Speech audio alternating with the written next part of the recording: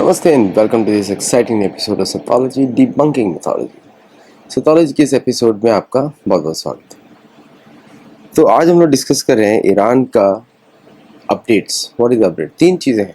What is the latest war update? अभी तक wait करना ज़रूरी था because now is going to be morning over there, और अभी यहाँ पे दिन दोपहर चल रही है अमेरिका में, 2:30 बजे। तो 2:30 PM today, which is America के हिसाब से 1 मार्च। तो पिछले कई घंटों में ईरान का स्टेट टीवी और रेडियो दोनों ही बंद कर दिया गया और सेंट्रल तेहरान में बहुत अटैक्स हुए, और उसके बाद ऐसा अफवाहें फैल रही हैं कि यूएसएस अब्राहम लिंकन पे चाइनीज़ मीडिया फैला रही है तो कैन बी फेक ऑल्सो, उस पर अटैक हो गया।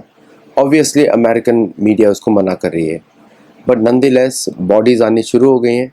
कल ट्रम्प ने बोला था कि सिर्फ 3 लोग मरे हैं, बट एक्चुअली 3 लोग नहीं मरे हैं, बहुत ज़्यादा लोग मरे। 65 बॉडीज़ तो एक ही बेस पे थी।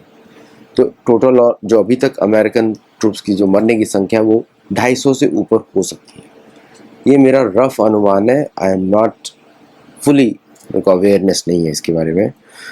तो IRGC में ने पूरा जेरूसलम, पूरा ईरान, इसराइल के हर सिटी पे टारगेट किया, इंक्लूडिंग हाइफा, जो कि कोस्टल टाउन। आपको मैंने कल ही बताया था कि नेतन्याहू इसराइल में नहीं है, तो ईरान ऐसी न्यूज़ फैला रहा है कि वो शायद इसराइल में बैठे हुए हैं, बट ऐसा नहीं है, वो इसराइल में नहीं है। और तेहरान के रेजिडेंट्स क्या आ जाएंगे बीच में, कल चले जाएंगे, लेकिन इस समय इसराइल में नहीं है, दैट इज़ फॉर श्योर। मैंने कल ही आपको बता दिया था, he went out yesterday. Israel air force का प्लेन कल ही छोड़ के गया था from Israel, where Netanyahu is in some other country, maybe in Europe, maybe in Greece, maybe somewhere nearby. और ईरान का इंटरनेट तो डाउन ही है 24 घंटे से, और 1500 flights have been cancelled Dubai की। Almost 70% flights are gone. Zero flight activity over Iran, Iraq, Kuwait, Israel, Bahrain, UAE and Qatar. और गैस के प्राइसेस बढ़ने शुरू हो गए। ओपेक ने प्राइस को इंक्रीज़ किया है 206,000। शायद मंडे को अमेरिकन स्टॉक मार्केट्स न खुले, शायद बोल रहा हूँ because we don't know. France अपने शिप्स भेज रहा है टू अटैक ईरान। जो 3 शिप्स ऑफ फ्रांस, 3 शिप्स करे coming. 9 people killed in Karachi, अभी आप देख ही रहे हैं। और ट्रम्प ने NBC को बोला large amount of leadership is killed. और तो it's been a complete surprise for America that despite having using so much overwhelming force, they are not able to do anything in Iran. मतलब कि anything मतलब कि जो भी destruction किया है वो पब्लिक प्लेसेस का किया है, सिविलियंस को टारगेट किया है, but not to the actual military sites in Iran. उसका वो कुछ कर नहीं पाए हैं। It will be impossible for America to break it, मेरे हिसाब से, बिकॉज द रीज़न इज़ कि लैंड बहुत बड़ी है और टारगेट सारे स्पर्स हैं। और इस तरह जो अभी अमेरिका प्रेसिडेंट ट्रम्प अभी रश किए जा रहे हैं, he is going to Washington DC। Major thing has happened. मैंने आपको थोड़ा आइडिया दे दिया है। ये 2:30 बजे का है, अभी अनाउंसमेंट नहीं हुई है। So major thing is happening. अगर ये इंसिडेंट होता है या अमेरिका डिसाइड करता है न्यूक्लियर बॉम्ब डालने का, it will be the worst thing happened in the history of America, क्योंकि सभी देश के विरुद्ध हो जाएंगे, नॉट इवन इंडिया। तो साइड में बैठ के इंडिया जो अभी हम लोग देख रहे हैं वो it will not be relevant, क्योंकि वहाँ पे अगर न्यूक्लियर बॉम्ब यूज़ हुआ उसका इफेक्ट इंडिया पे डायरेक्टली पड़ने वाला है। मैं आपको बताऊँ किस तरह, रेडिएशन लीक्स। तो border towns in India will also be affected due to that radiation leak, क्योंकि ईरान आपको मालूम है south western monsoon, and Iran का जो the way the Iran is there, air comes out और फिर ऐसे घूमती है वहाँ उसके ऊपर से, तो it will go over the Arabian ocean and will come to Indian coastal towns also. तो कुछ ना कुछ होने वाला है, बिकॉज प्रेसिडेंट ट्रम्प को रश किया गया है टूवर्ड्स द थिंग। लोग सोच रहे हैं कि हाउ कैन ईरान फाइट। देखिए क्या होता है कि एक country fights based on the resolve, not on just on money. Money is needed to fight the war, but एक रिजॉल्व अगर होगा कि मुझे लड़ना ही है, जीतना ही है, तो country will fight a war. ऐसा बहुत बार हुआ है कि लोगों ने फ्री में काम किया है to produce weapons, ammunitions to win the war. ऐसा होता है बहुत बार। भारत के जितने भी शुरू की लड़ाइयाँ हैं, आपने देखा ये रिसोर्सेज कम थे, लेकिन भारतीय soldiers fought till the last bullet. इसलिए बोला जाता है कि war is never over until the last soldier has the will to fight. आपने महाभारत युद्ध में भी देखा, वॉर तब तक खत्म नहीं हुआ जब तक दुर्योधन नहीं गया। दुर्योधन रहे वहाँ पर, और उनका मैं बुक के बारे में, उनके बारे में लिखा है, जब तक वो थे युद्ध चलता रहा और सबने तारीफ भी करी। एक्चुअली उनकी तारीफ भी की गई युधिष्ठिर के द्वारा, ये देखो लड़ रहा है, अभी भी लड़ रहा है। युधिष्ठिर को डांटा गया क्योंकि तुमने उसको अभयदान क्यों दिया, उसको क्यों नहीं मारा, उसको क्यों वापस ऑप्शन दिया कि अब तुम किसी को भी चुन लो, है ना। तो इसलिए दुर्योधन को भी स्वर्ग मिला। तो वॉर इज नेवर ओवर। और ईरान के internal resources are so big that it is not really a poor country. Only thing is the wealth is not spread. Wealth is in few hands. It is a rich country, no doubt. The resources wise. तो जो Iran ने किया अभी, US base in Kuwait completely decommissioned. US base in Bahrain severe damage. US carrier Abraham Lincoln attacked with 4 missiles. US बोला नहीं हुआ है अभी तक। और ये 560 US ट्रूप्स किल्ड और वुंडेड सो फार, 560। ये मीडिया रिपोर्ट है, I don't think so it is right, ये ईरानियन रिपोर्ट्स। और जेरूसलम का पे जो ऊपर अटैक है, दैट हैज़ बिन डिवास्टेटिंग। मतलब वो शायद एयर जनरेटेड इमेज भी हो सकता है जिसमें मिसाइल बिल्डिंग को 2 हाफ में तोड़ रही है, लेकिन अगर आप उस मिसाइल के अटैक को देखते हैं ठीक से, उसकी लाइट्स भी ऑफ होती जा रही है साइड में बिल्डिंग्स की। That means may not be AI। आपको मालूम है किस तरह वेस्टर्न कंट्रीज काम करती हैं, वो पूरा डिस्ट्रक्शन करते हैं सिविलियन का। It is not human rights violation, but अगर ईरान यूज़ कर ले कुछ भी तो violation. What western countries have used is almost like cluster bombs on Iran. तो ईरान भी यूज़ कर रहा है मिसाइल्स में डाल के। सो दोनों साइड से वायलेशंस हो रही है। Most of the US military is attacking schools, colleges, hospitals attack कर रही है।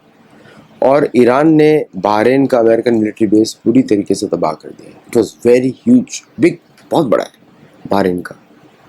और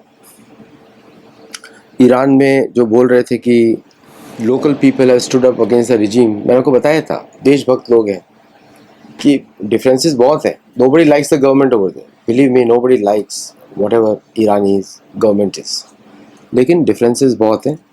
सो they are standing with the government and the government is going to government जो है उन्हीं गवर्नमेंट के साथ खड़े हुए हैं and they want to make sure कि government survives.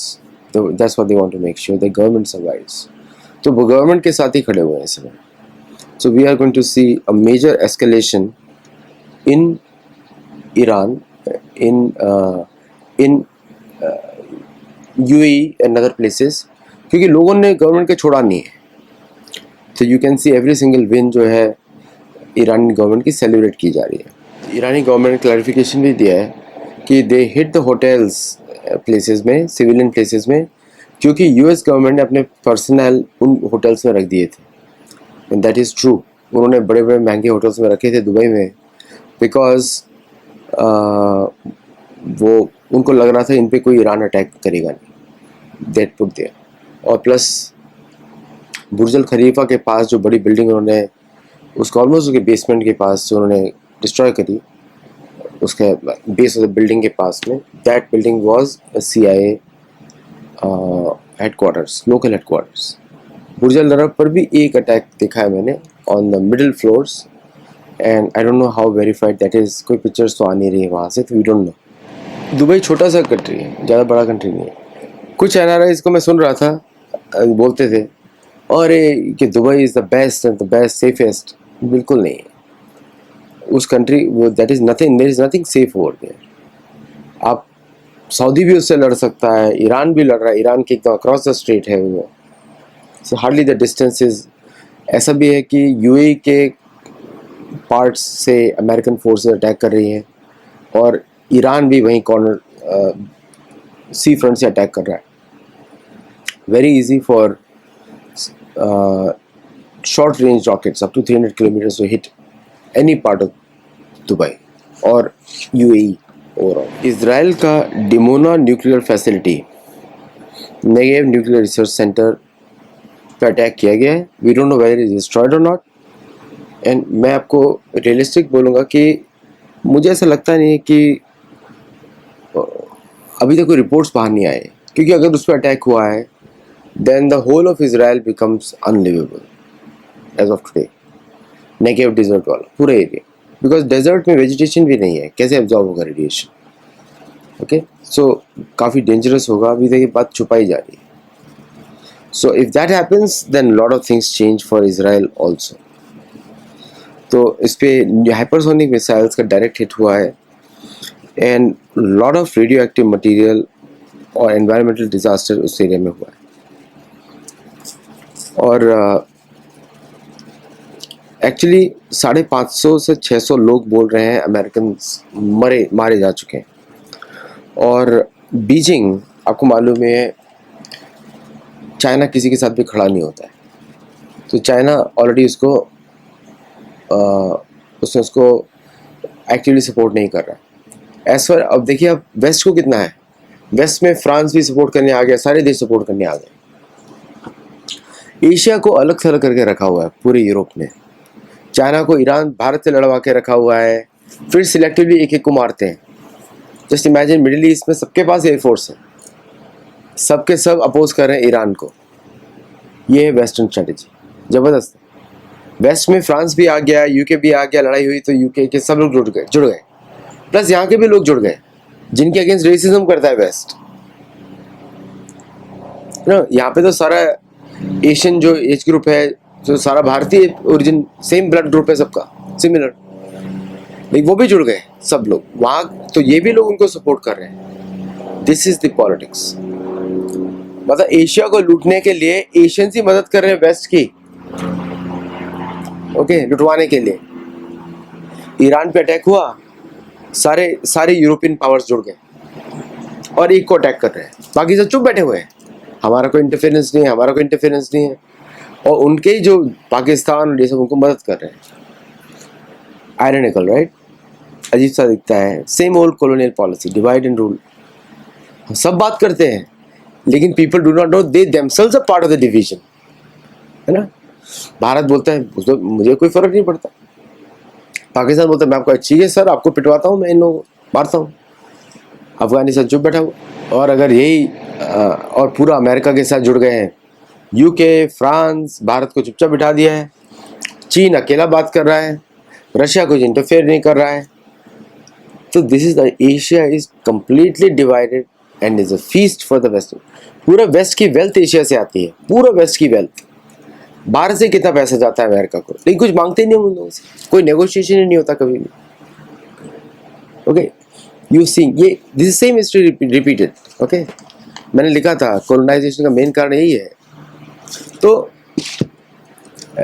Now you see 2026 में भी same strategy which the British used in 1490s 1500s आज यूज हो रहा है in Iran. Same thing gulf war में भी देखा हम लोगों ने. आई वॉज वेरी स्मॉल, तो मेरे को समझ में आ रहा था कि सारे यूरोपियन कंट्रीज तो इकट्ठे हो गए, 28 कंट्रीज इकट्ठे हुए थे. कोई इराक की मदद के लिए कोई खड़ा ही नहीं हुआ, कोई भी नहीं खड़ा हुआ ना. ईरान भी उस समय साइड में तमाशा देखता रहा. हम लोग तो इन्वॉल्व नहीं, हमको नहीं पिटना है. तो और एशिया से ही सारी वेल्थ जाती है. यूरोप तो गरीब कॉन्टिनेंट है, उसका वेदर ही नहीं है. अमेरिका तो गरीब कॉन्टिनेंट है, वेदर ही नहीं. उसकी सारी सेल्स तो एशिया में होती है. अगर अमेरिका को आप बंद पिंजड़े में डाल दें, गरीब हो जाएगा, एक साल में गरीब हो जाएगा. फटी लोग एक दूसरे को खा जाएंगे. Because there is nothing other than trading they have. Land is of no use. Land में क्या रोड्स बनाई हुई है, आर्टिफिशियल डॉलर का कंजम्पशन है. अगर तेल का प्राइसेस बढ़ जाता है फिर क्या होगा अमेरिकन इकोनॉमी का, फिर कैसे इंपोर्ट करेंगे दूसरे देशों से, राइट? तो इसलिए बड़ा unique scenario you see here. Same things are getting repeated which is happening. ऐसा नहीं कि मुझे कुछ सहानुभूति है ईरान के साथ. ईरान इज नॉट ए, हिंदुओं का तो दुश्मन है वो. So is an enemy of Hindus, Iran as a country. लेकिन Zoroastrians are our brothers, Zoroastrians is our cousins, Hindu के cousins हैं. तो there are many things happening there which are fact of history. चलिए अब आगे चलते हैं. अब भारतीय गवर्नमेंट की CCS की मीटिंग्स होती है, कैबिनेट कमेटी ऑन सिक्योरिटी, और इम्पोर्टेंट डेलिब्रेशंस हो रही है. बिकॉज यही समय है, सही समय है. बिकॉज पाकिस्तान की कंडीशन वीकेस्ट है, POK को लेने का समय है होपफुली, और इंडियन आर्मी की प्रिपेयर्डनेस है, इंडियन एयरफोर्स की प्रिपेयर्डनेस है. तो देखते हैं अगर वो पॉसिबल होता है तो it can be force negotiated also. जब अफगानिस्तान पिटाई कर रहा है और ईरान का एक्शन चाहिए तो अमेरिका और पाकिस्तान दोनों को एग्री करना पड़ेगा POK को खाली करने के लिए, और बलूचिस्तान को इंडिपेंडेंस देने के लिए खाली करना पड़ेगा. On that condition Pakistani elites can be saved, नहीं तो मारे जाएंगे. सो अब उनके लिए कयामत का मौका आने वाला है पाकिस्तानियों के लिए. Hopefully let's see what is decided. लेकिन भारत इस युद्ध में कूदेगा या नहीं कूदेगा ये तो इंटेलिजेंस इनपुट्स होंगी. बिकॉज अगर एक्सटेंड हुआ, और एक फैक्टर ये भी है, अगर ईरान ने अटैक किया भारत के ऊपर उकसाने के लिए, वैसे करेगा नहीं, उसको पाकिस्तान को क्रॉस करना पड़ेगा. But they have the capacity to do that. क्या किस तरह भारत उसको रिएक्ट करेगा, we will have to see, wait and see. अच्छा, जो पूरा पश्चिम भारत के लेक्चर्स देते थे, युद्ध मत करो, शांति से बैठो, क्या भारत का लेक्चर इस समय अमेरिका सुनेगा? अगर वो नहीं सुनेगा तो नेक्स्ट टाइम से उससे वैलिडेशन मांगना बंद करना चाहिए. Why should India ask any validation from anybody else? तो काफ़ी इंटरेस्टिंग है ये सिनेरियो. ये क्या है ना, जब तक हम धर्म के साथ रहेंगे हम लोग मजबूत रहेंगे. जैसे हम धर्म से दूर जाएंगे हम कमज़ोर हो जाएंगे. इस समय हम लोग जो है कमज़ोर की हालत में हैं, बिकॉज हम स्वयं अपने धर्म का पालन नहीं कर रहे हैं. जैसे चाणक्य ऋषि बोलते हैं, दूसरे देशों की दवाई अपने देश में नहीं लानी चाहिए. सरल, क्योंकि हमारे देश के लोगों की स्वास्थ्य अलग तरीके से देखा जाएगा. जो स्टैंडर्डाइजेशन का मॉडल है उससे, वो स्टैंडर्डाइजेशन यूरोपियन मॉडल पे आधारित है. वो दवाएं यूरोपियंस के ऊपर चल सकती हैं, लेकिन यूरोपियंस नहीं लगा रहे हैं, उनको बेचा जा रहा है भारत की तरफ. सो भारतीयों पे डेफिनेटली नहीं चलने वाली. और सीरम इंस्टीट्यूट तो आपको मालूम ही है, दोगला, मतलब कि क्या बोलेंगे उसको, फॉरेन के ड्रग्स को इंडिया में बेचता है. एस्ट्राजेनेका के ड्रग को भारत में बेच रहा था serum institute. Okay, so it's not a real institute. ऐसा आधार पूनावाला का, उसके ऊपर इंक्वायरी भी बैठाई गई थी. But I don't know why we are even, सेरेवैक जो दवाई है उसी के द्वारा बनाई गई है, वो भी कोई फॉरेन की कोई मेडिसिन है. So that needs to be check. मेरे को उस पर काफ़ी कंसर्न्स हैं. मेरे तो बच्चे बड़े हो चुके हैं तो मुझे को उसकी ज़रूरत नहीं है, लेकिन बाकी बच्चों के लिए मेरे को बड़ा कंसर्न है. और ऐसा नहीं कि मैं किसी वैक्सीनेशन के विरुद्ध हूँ, लेकिन फॉरेन ड्रग्स, बिल गेट्स के ड्रग्स, उस वैक्सीनेशन के मैं बिल्कुल विरुद्ध हूँ. सीरम इंस्टीट्यूट के ड्रग्स से बिल्कुल विरुद्ध हूँ. I hope there should be comparator to serum institute, और there should be a comparator from the Indian Ayurvedic नासिका क्रिया. वैक्सीनेशन तो हमारे देश की गिफ्ट है पूरी दुनिया को. और हम लोग पहले नेचुरल तेल से करते थे, नेचुरल उसके स्पेसिफिक तेल बनाए जाते थे, उससे करते थे. और ये काम नाई को दिया जाता था, वो नोई में डुबो के नाक में लगा देते थे. वैक्सीनेशन हो गया आपका, सांस में आप अंदर लेंगे तो वो क्लीन हो गया सर. तो भारत को अपनी टेक्निक ढूंढनी पड़ेगी.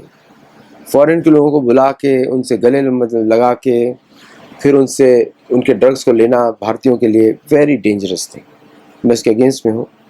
एनीवे, ये आज का अपडेट था. भयंकर लड़ाई चल रही है एज वी स्पीक. ईरान ने जो बदला लिया है, ईरान का बहुत डिस्ट्रक्शन हुआ है, लेकिन बाकी कंट्रीज़ का भी जो डिस्ट्रक्शन हुआ अमेरिका की वजह से, मुझे लगता है बाकी कंट्रीज़ को अमेरिका को चार्ज करना चाहिए, अमेरिका और इजराइल को, टू पे द रेपरेशंस. उसको कोर्ट में लेके जाना चाहिए. Other countries must charge America. अब देखते हैं इस पर क्या रिपरकशन होता है. Because of America lot of countries have been destroyed. जहाँ जहाँ अमेरिकन बेस रखे थे सारे डिस्ट्रॉय कर दिए गए. It is a very easy exit for America now. और मुझे लगता है कि अगला अटैक उसका डियो गार्सिया में भी हो सकता है. We will have to see, wait and watch. Diego Garcia में अमेरिकन बेस नहीं होना चाहिए.